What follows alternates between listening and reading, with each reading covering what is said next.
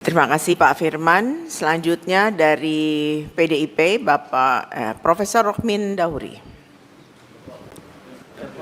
Assalamualaikum warahmatullahi wabarakatuh. Salam sejahtera untuk semua.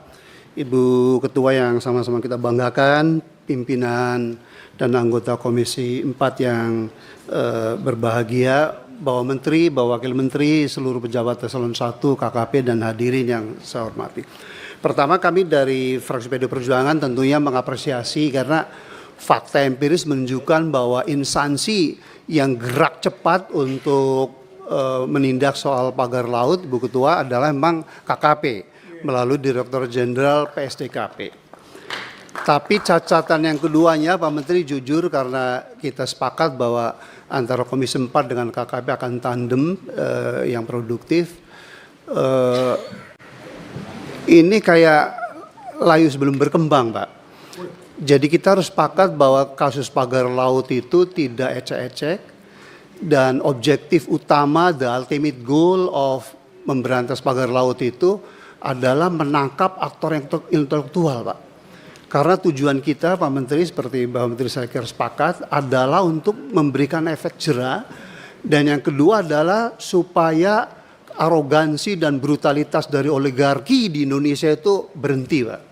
Karena soal pagar laut reklamasi not only di Tangerang dan Bekasi, itu di Rempang, di Batam, ya, di Surabaya dan seterusnya. Dan oligarki yang dimaintain selama 10 tahun terakhir itulah menyebabkan kemiskinan di Indonesia. Memang kalau BPS katakan, Bu Ketua, yang miskin tinggal 9% lagi, tapi garis kemiskinannya terlalu rendah, terlalu munafik tuh. Hanya 580.000 per orang per tahun, Pak Menteri, Bu Ketua. Tetapi kalau garis kemiskinannya sesuai dengan realitas, yaitu $96 per orang per bulan atau 1,5 juta, yang miskin, Pak Menteri, 112 juta itu. Apa prestasi pemerintah kita atau yang miskin itu? Nah, jadi oligarki itu menyebabkan ketimpangan, Pak Menteri, seperti Bapak tahu di Oxfam International Institute data terbaru 2024. 1% orang kaya Indonesia, Ibu Ketua, itu menguasai 48% kekayaan negara ini. Jadi Gini rasio sekarang udah 0,42, berarti ini.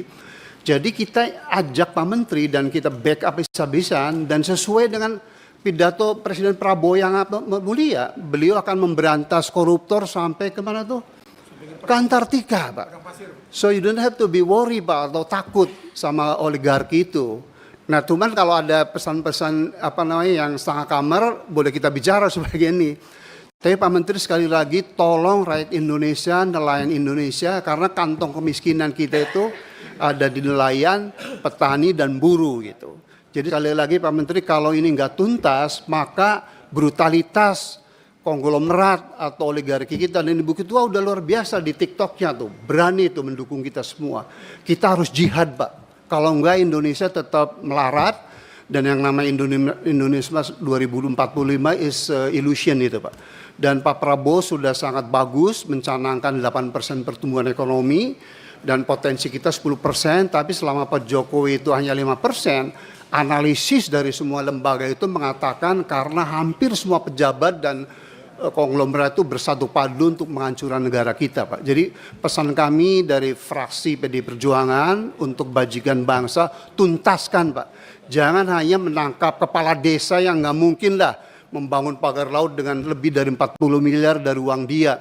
Nggak mungkin lah dia menyumbangkan 48 miliar. Dan seperti Pak Firman dan Pak Rajif katakan, ini sangat memalukan, Pak. Kalau kasus pidananya udah jelas, tetapi kita hanya menuntut kasus perdata administratif, Pak. So efek jerah nggak akan timbul, Pak, dan negara kita akan begini terus. Iya, kok nggak tepuk tangan sih? Tepuk tangan.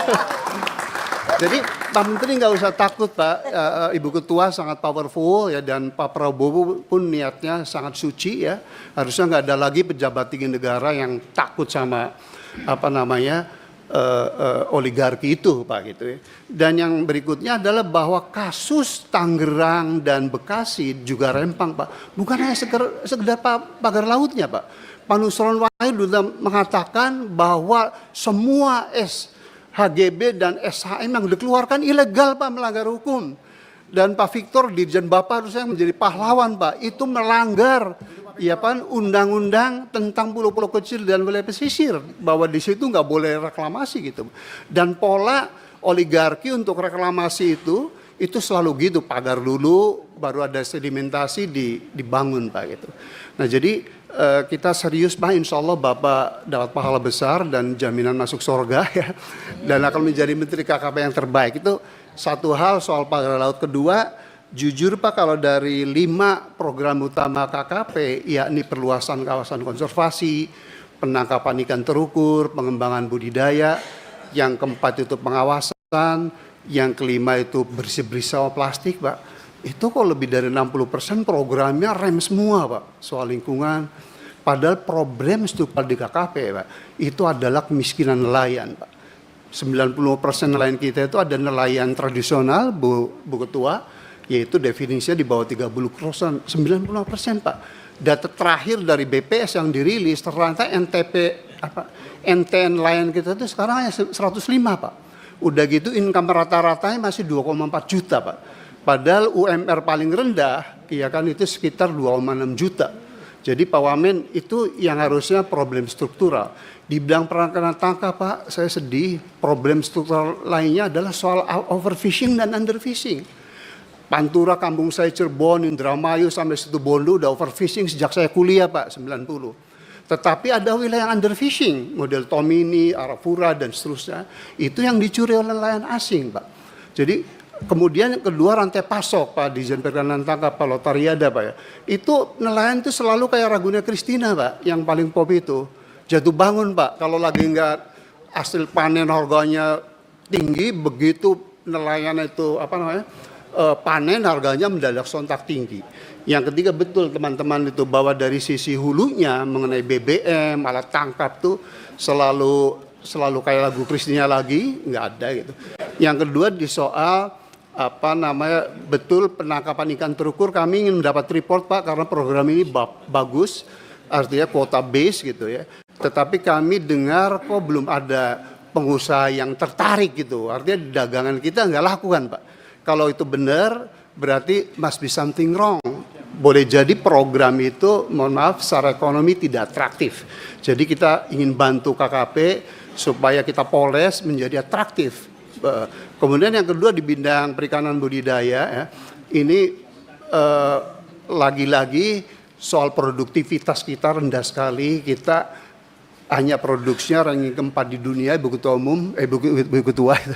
Padahal juaranya itu sekarang Ekuador Bu, budidaya itu 1,1 juta ton itu. Ekuador itu garis pantainya hanya 2.700 kilo, kita 100.000 Pak. Tapi produksi udahnya hanya ranking keempat. Ini kan something wrong juga Pak mengenai produktivitas, barrier to entry dan seterusnya. Dan di bidang budidaya kami sungguh-sungguh ingin dapat laporan ya mengenai performance dari modeling tambak udang Bapak yang di mana kampungnya Pak Darori ini? Di Kebumen Pak. Itu kan dananya kalau saya baca laporan hampir 300 miliar. Padahal anggaran di Jen Budidaya tahun lalu itu hanya sekitar 900 miliar. Jadi sepertiga tersedot ke Kebumen.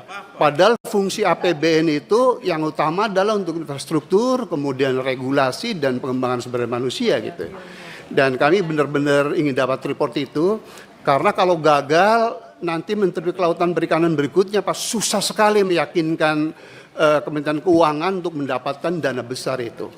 Jadi itu kemudian terakhir di bidangnya Pak Budi Sulistyo mengenai peringatan daya saing ini kan menyedihkan Pak. Kita produsen perikanan terbesar kedua di dunia. Tapi nilai ekspornya Ibu Ketua kita tuh hanya ranking 10 sekarang. Ternyata setelah saya lihat kita hanya mampu mengekspor sekitar 1 juta ton Pak Budi itu. Dari sekitar 23 juta ton produksi perikanan Indonesia. The second largest on earth gitu. Pasti di situ tuh ada problem daya saing gitu ya. Daya saing tuh bisa ongkos produksi dari situ. Jadi saya ingin KKP nanti juga Kementerian Pertanian dan jangan program tuh yang superficial yang hanya diliput media massa tetapi problem struktural itu tidak pernah dipecahkan itu.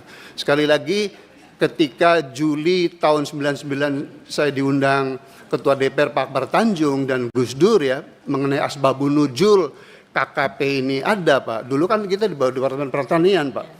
itu 70% reasoning saya Rohmin Dauri Pak mengenai ekonomi Pak. Jadi flagship dari kementerian ini adalah kesejahteraan, ekonomi, dan kemajuan Pak. Bukan melarat terus dan semua programnya lebih dari 60% itu rem terus gitu. Saya kira itu mudah-mudahan kita sepakat menjelang Ramadan ini untuk seperti Pak Prabowo bilang kita bekerjanya untuk rakyat bukan hanya untuk ini dan takut sama konglomerat. Terima kasih. Wallahul muwaffiq ila thoriq. Assalamualaikum warahmatullahi wabarakatuh.